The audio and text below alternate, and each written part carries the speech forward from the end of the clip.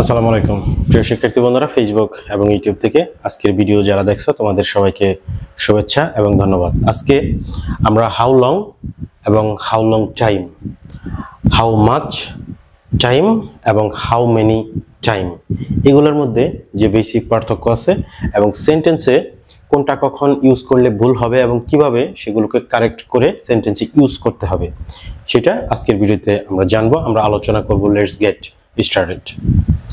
How much time have you been here? How long have you been here? এবং how many time have you been here? তিনটা sentence, এই তিনটা সেন্টেন্সের মধ্যে শুধুমাত্র একটা সেন্টেন্সই কিন্তু কারেক্ট, বাকি দুইটা সেন্টেন্স রং। আমরা দেখব যে কোন সেন্টেন্সটা কারেক্ট এবং কোনগুলো রং সেন্টেন্স এবং কি কারণে সেই সেন্টেন্সগুলো রং এবং কি ভাবে সেই রং সেন্টেন্সগুলোকে কারেক্ট করা যায় সেটা আমরা এখন দেখব। তো how long time have you been here, how long have you been here, এই দুইটা সেন্টেন্সের মধ্যে প্রথম সেন্টেন্সের মধ্যে টাইম ওয়ার্ডটা উল্লেখ আছে যা দ্বিতীয় সেন্টেন্সের মধ্যে নাই। এই দুইটা সেন্টেন্সের মধ্যে শুধুমাত্র এই ওয়ার্ডটাই কিন্তু চেঞ্জ, তাছাড়া সেন্টেন্সের মধ্যে কিন্তু আর কোনো পরিবর্তন নাই। তো এই দুইটা সেন্টেন্সের মধ্যে কারেক্ট অ্যান্সার হচ্ছে এইটা। সো এটা হচ্ছে রং। তাহলে এটা কিন্তু সহজেই বোঝা যায় যে এই টাইম ওয়ার্ডটাকে উল্লেখ করার কারণে সেন্টেন্সটা কিন্তু রং হয়েছে। সো তোমরা এটা জেনে রাখবা যে হাউ লং দিয়ে প্রশ্ন করার সময় হাউ লং এর পরে টাইম ওয়ার্ডটাকে উল্লেখ করা যাবে না, তাহলে সেন্টেন্সটা রং হবে। আমরা প্রশ্ন করব how long have you been here, how long time have you been here, wrong. তাহলে হাউ লং এর সাথে আমরা টাইম কখনোই উল্লেখ করব না। তো এই দুইটা সেন্টেন্সের ব্যাপারগুলো তোমরা মনে রাখবা, হাউ লং প্রশ্ন করে ফেলবা, how long have you been here. তো এখন 3 নাম্বার সেন্টেন্সের যে ব্যাপারটা, how many time have you been here, এই সেন্টেন্সে কিন্তু তুমি যদি এইখানে এস অ্যাড করে দাও, how many times have you been here, তাহলে কিন্তু সেন্টেন্স কারেক্ট।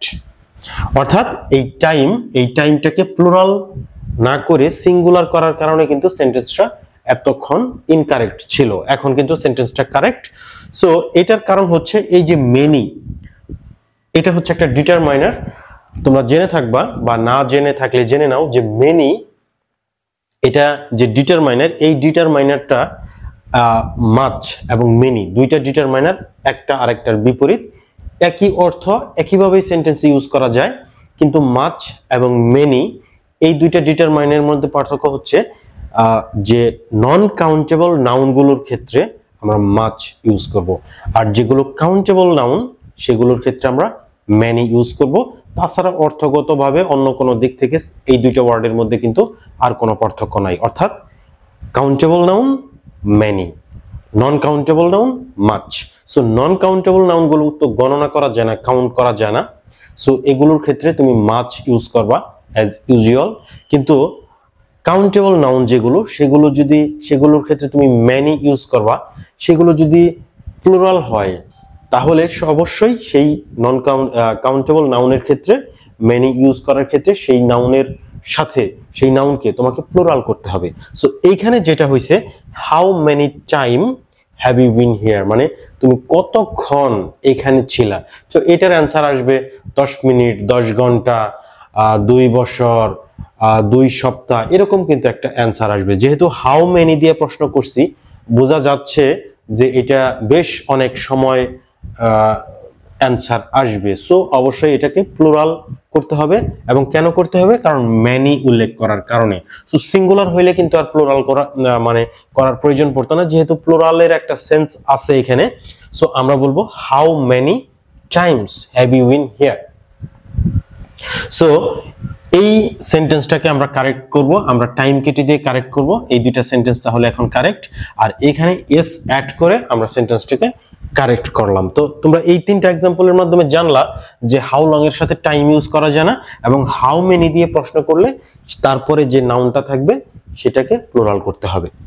সো এখন তোমরা দেখে নাও, হাউ লং এটা হচ্ছে অ্যামাউন্ট অফ টাইম, অর্থাৎ হাউ লং দিয়ে তুমি যে প্রশ্ন করবা এটার উত্তর আসবে একটা অ্যামাউন্ট অফ টাইম একটা উত্তর আসবে, অ্যামাউন্ট অফ টাইম অর্থাৎ হচ্ছে 2 দিন। এটা কিন্তু একটা সময়ের একটা অ্যামাউন্ট, সময়ের একটা পরিমাণ। কত সময়?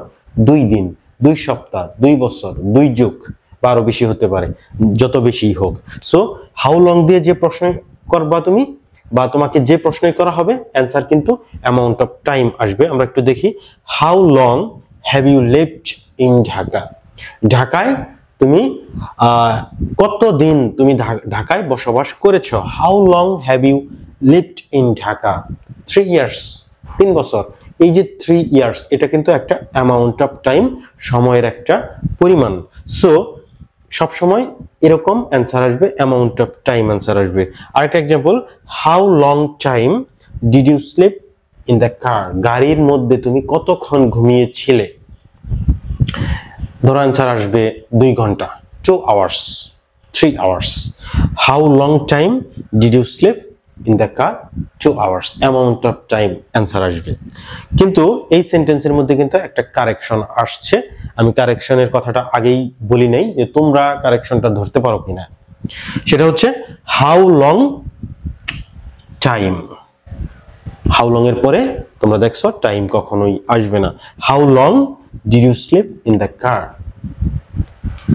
ধারাবাহিকভাবে ভিডিও আসতে থাকবে। তোমাদের যদি ভালো লাগে লাইক, কমেন্ট, শেয়ার করো। ফেসবুক এবং ইউটিউব থেকে ফলো অথবা সাবস্ক্রাইব করো, কারণ এরপরে যে ভিডিও আসবে সেই ভিডিওটা আপলোড হওয়ার সাথে সাথে তাহলে পেয়ে যাবা।